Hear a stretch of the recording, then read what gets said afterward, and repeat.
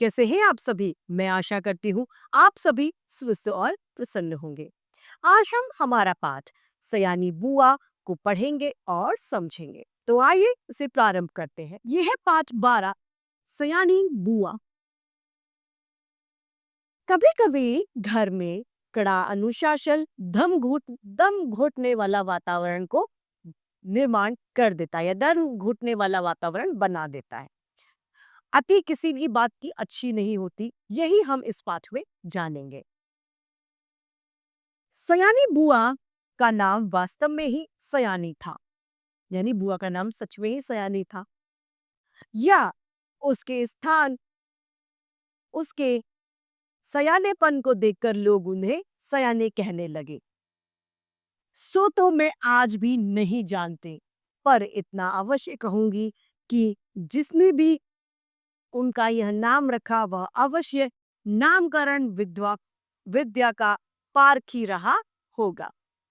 ये बात अभी तक स्पष्ट नहीं कि सच में सयानी थी या फिर वो अपने कामों की वजह से उनका नाम सयानी बुआ रखा गया। बचपन में ही वे समय की गिन जितनी पाबंद थी, अपना सामान संभाल कर रखने में जितनी पटु यानी कुशल थी और व्यवस्था की जितनी कायल थी, उसे देखकर चकित हो जाना पड़ता था। यानी वो समय की बहुत पाबंद थी, अपने कार्य को समय पर करना, सुव्यवस्थित ढंग से करना वो बहुत कुशलता से जानती थी।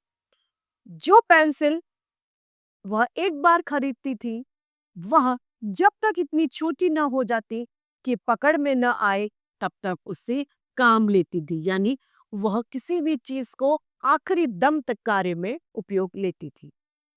क्या मजाल कि वह कभी खो जाए या बार बार उसकी नोक, जिसे हम लेड कहते हैं, वह टूटकर समय से पहले समाप्त हो जाए।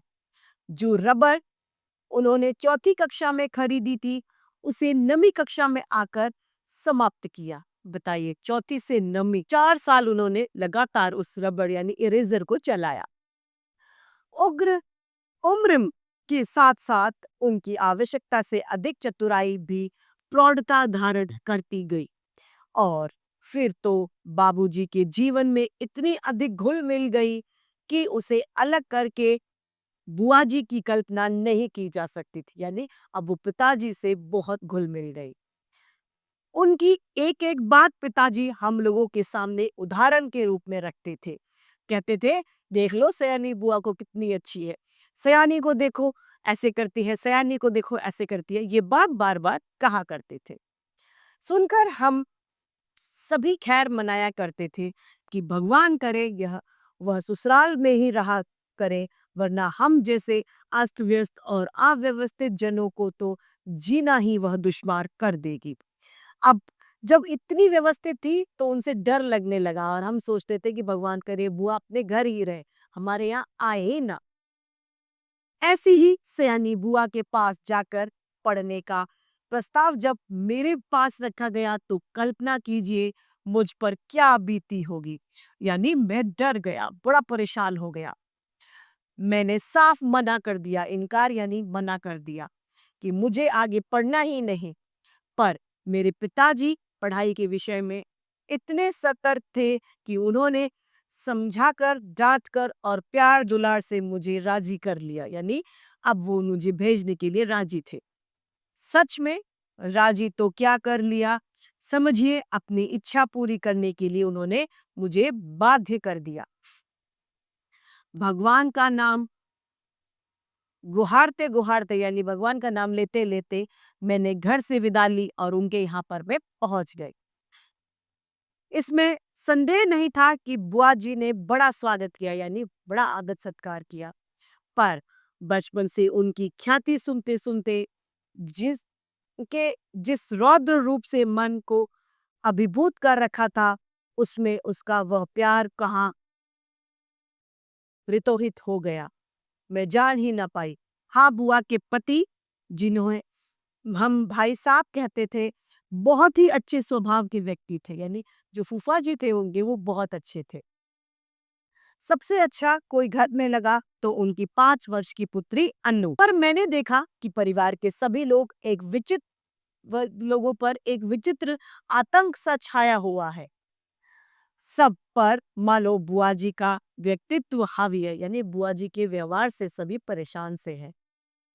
सारा काम वहां इतनी व्यवस्था से होता कि जैसे सब मशीनें हो, जब कायदे में बंधी बिना रुकावट अपना काम करती रहती हैं।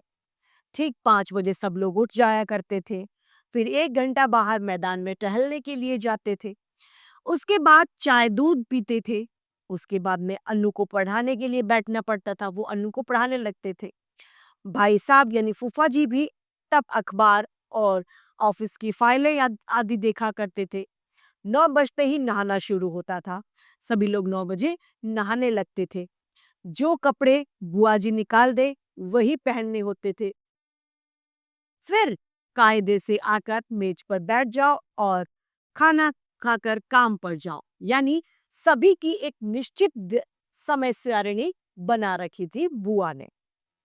घर के इस नीरस और यंत्र चलित कार्यक्रम में अपने आप को फिट करने में मुझे कितना कष्ट उठाना पड़ा और कितना अपने आप को काटना छाटना पड़ा, यह मेरा अंतर्यामी ही जानता है। यानी यह मेरा भगवान जाता है कि मैं उस समय सारिणी में कैसे एडजस्ट हो पाई। सबसे अधिक तरस मतलब सबसे अधिक दया मुझे अन्नू पर आती है। वह इस नन्ही सी उम्र में यानी वह छोटी सी उम्र में ही प्रौढ़ यानी बड़ी हो गई। न जाने बच्चों का सा उल्लास यानी जोश, कोई चहचहाट नहीं थी। एक अज्ञात यानी एक अनजान डर से वह घिरी हुई रही थी। अज्ञात यानी अनजान डर। घर के उस वातावरण में कुछ ही दिनों में मैं सारी हंसी खुशी मेरी मारी गई, यानी अब वह उससे परेशान हो गई थी, उसके पास कोई हंसी खुशी मौजूद नहीं थी। बुआ जी की गृहस्थी जो थी वह जमे 15 वर्ष बीत गए थे, यानी 15 वर्ष उनकी शादी को हो चुके थे, पर उनके घर का सारा सामान देखकर लगता था मानो अभी अभी कल ही खरीदा गया हो, यानी बिल्कुल व्यवस्थित और नया सा लगता था। गृहस्थी जमाते समय जो कांच और चीनी के बर्तन उन्होंने खरीदे थे वे आज भी जैसे के तैसे ही थे, जबकि रोज उनका उपयोग होता था। यानी इतनी सावधानी और सतर्कता वहां पर मौजूद थी कि जिसे हम अपने शब्दों में बयान नहीं कर पा रहे थे। इतनी सतर्कता से बुआ कार्य करती थी। वे स्वयं खड़ी होकर सारे बर्तन साफ करवाती थी। क्या मजाल कि कोई एक चीज भी तोड़ दे। एक बार नौकर ने एक सुराही तोड़ दी। उस छोटे से छोकरे को उन्होंने इस कसूर पर बहुत पीटा। तोड़फोड़ से तो उन्हें बहुत सख्त नफरत थी। यह बात उनकी बर्दाश्त से बाहर थी कि कोई चीज टूटे या फूटे। उन्हें बड़ा गर्व था अपने इस सुव्यवस्था पर। वे अक्सर भाई साहब से कहा करती थी कि यदि मैं इस घर में ना आती तो जाने बेचारे भाई साहब का क्या हाल होता। मैं मन ही मन कहा करती थी कि और चाहे जो भी हाल होता, हम सब मिट्टी के पुतले ना होकर कम से कम इंसान तो जरूर होते जो अपने मन से हंस सकते या अपने मन से कोई भी कार्य कर सकते। बुआ जी की अत्यधिक सतर्कता और खाने पीने के इतने कंट्रोल के बावजूद भी अन्नू को बुखार आने लग गया। सब प्रकार के उपचारों पर भी पूरा महीना बीत गया, यानी उसे बुखार छोटी बच्ची को नहीं गया, पर उसका बुखार नहीं उतरा। बुआ जी की परेशानी का पार नहीं। अन्नू एकदम पीली पड़ गई। उसे देखकर मुझे लगता मानो उसके शरीर में ज्वर के कीटाणु नहीं, यानी बुखार से ये परेशान नहीं है, बुआ जी के डर के कीटाणु दौड़ रहे हैं जो उससे ग्रसित जा रहे हैं, और वह उससे पीड़ित होकर भी भय के मारे कुछ नहीं कह पा रही है, बस सूखती ही जा रही है। आखिर डॉक्टर ने कुछ प्रकार की परीक्षाओं के बाद में यह राय दी कि बच्ची को पहाड़ पर ले जाया जाए, यानी घुमाया जाए, और जितना अधिक उसे प्रसन्न रखा जा सके वह अच्छा है, यानी बच्ची को खुश रखो, सब कुछ उसके मन के अनुसार ही हो, यही उसका सही इलाज है। पर सच पूछो तो बेचारी का मन बचा ही कहाँ था, वो तो बुआ जी ने पहले ही हर लिया। भाई साहब के सामने एक विकट समस्या आ गई थी। बुआ जी के रहते यह संभव ही नहीं था, क्योंकि अनजाने ही उनकी इच्छा के सामने वह प्रमुख बन बैठती थी। भाई साहब ने सारी बात डॉक्टर के सामने रख दी। तभी डॉक्टर ने कहा, माँ का साथ रहना ठीक नहीं होगा। बुआ जी ने सुना तो बहुत आनाकानी की, पर डॉक्टर की राय के विरुद्ध जाने का साहस वे कर न पाई, तो मन मानकर वहीं रहीं। जोर शोर से अन्नू के पहाड़ों पर जाने की तैयारी हुई। पहले दिनों के कपड़ों की लिस्ट बनी, फिर जूतों की, मोजों की, गर्म कपड़ों की, ओढ़ने बिछाने के सामान और बर्तनों की।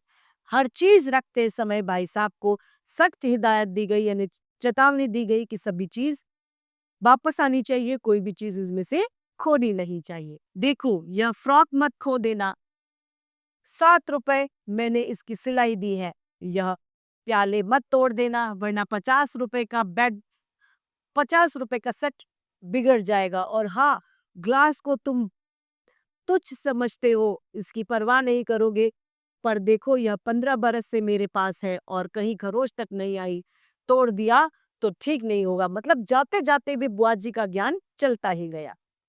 प्रत्येक वस्तु की हिदायत के बाद अन्नू पर आई। वह किस दिन किस समय क्या खाएगी, उसका मेन्यू बना दिया। कब कितना घूमेगी, क्या पहनेगी, सब कुछ निश्चित कर दिया बुआ ने। मैं सोच रही थी कि यहाँ बैठे बैठे ही बुआ जी ने इन्हें ऐसा बांध दिया कि बेचारे अपनी इच्छा से क्या करेंगे। सब कह चुकी तो जरा आर्द्र स्वर में बोली, कुछ अपना भी ख्याल रखना, दूध फल बराबर खाते रहना। हिदायतों की लंबी सूची के बाद भी उन्हें यही कहना पड़ा। जाने तुम लोग मेरे बिना कैसे रहोगे, मेरा तो मन ही नहीं मानता। हाँ, बिना भूले रोज एक चिट्ठी डाल दिया करना।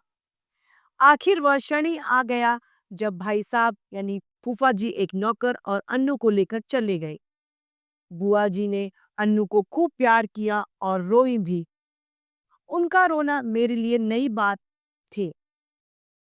उसी दिन पहली बार लगा कि उनके भयंकर कठोरता में कहीं कोमलता भी छिपी हुई है। ये इतना कठोर है, फिर भी वो रो रहा है, यानी उसके अंदर कहीं ना कहीं कठोरता की जगह कोमलता भी है। जब तक तांगा दिखाई दे रहा था, वह उसे देखती ही रही और उसके बाद में कुछ क्षण निर्जीव सी होकर पड़ी रही। और दूसरे ही दिन घर से घर फिर जैसे ही चलने लग गया। भाई साहब का पत्र रोज आता था, उसमें अन्नू की तबीयत का समाचार रहता था। बुआ जी भी रोज एक पत्र लिखती थी, जिसमें अपनी उन मौखिक हिदायतों को लिखित रूप में दोहरा दिया करती थी। पत्रों की तारीख में अंतरा रहता था, शायद सब में वही रहती थी। मेरे तो मन में आता कि कह दो, बुआ जी रोज रोज पत्र लिखने का कष्ट क्यों करती हो। भाई साहब लिख दीजिए कि एक पत्र गत्ते पर चिपका कर पलंग के सामने लटका लो और रोज सवेरे उठकर पढ़ लिया करो। पर इतना साहस यानी इतनी हिम्मत नहीं थी कि जो बुआ को ये बात कह सके। करीब 1 महीने के बाद एक दिन भाई साहब का पत्र नहीं आया। दूसरे दिन भी नहीं आया। बुआ जी बड़ी चिंतित हो उठी। उस दिन उनका मन किसी भी काम में नहीं लगा। घर की कसी कसाई व्यवस्था कुछ शिथिल सी मालूम होने लगी। तीसरा दिन भी ऐसा ही निकल गया, यानी चिट्ठी आनी बंद हो गई। अब तो बुआ जी की चिंता और बढ़ती गई। रात को वह मेरे कमरे में आकर सोई, पर सारी रात दुस्वप्न यानी खराब सपने देखती रही और रोती रही, मानो उनका वर्षों का जमा हुआ नारित्व पिघल पड़ा था और अपने पूरे वेग के साथ वह बह गया था। वह बार बार कहती कि उन्होंने सपने में देखा कि भाई साहब अकेले चले आ रहे हैं, अन्नू साथ नहीं है, और उनकी आंखें भी लाल हैं, और वह फूट फूट कर रो पड़ती। मैं तरह तरह से उन्हें आश्वासन देती, पर वह तो कुछ सुन ही नहीं रही थी। मेरा मन भी कुछ अन्नू के ख्याल से, कुछ बुआ जी की यह दशा देखकर बड़ा दुखी हो रहा था। तभी नौकर ने भाई साहब का पत्र लाकर दिया। बड़ी व्याकुलता से कांपते हुए हाथों से उन्होंने इस पत्र को खोला और पढ़ने लगी। मैं भी सांस रोककर बुआ जी के मुंह की ओर देख रही थी कि आखिर इस पत्र में क्या लिखा है। एकाएक पत्र फेंककर सिर पीटती बुआ जी चीख कर रो पड़गी बोली, और मैं धक सी रह गई। आगे कुछ सोचने का साहस ही नहीं होता। आंखों के आगे अन्नू की बोली सी नन्ही सी तस्वीर घूम रही थी। तो क्या अब अन्नू सचमुच ही संसार में नहीं है? यह सब कैसे हो गया? यानी अब वो बच्ची ये महसूस कर रही थी कि क्या सच में अन्नू अन्नू इस दुनिया में है भी या नहीं। मैंने साहस करके भाई साहब का पत्र उठाया और उससे उसमें लिखा था, प्रिय सयानी, समझ नहीं आता कि किस प्रकार मैं तुम्हें पत्र यानी चिट्ठी लिखूं, किस मुंह से मैं तुम्हें यह दुखद समाचार सुनाऊं। फिर भी तुम इस चोट को धैर्यपूर्वक सहन कर लेना। जीवन में सुख और दुख की घड़ियां आती जाती रहती हैं और उन्हें साहस के साथ सहना पड़ता है। यह संसार नश्वर है, जो बना है वह एक दिन मिटेगा ही।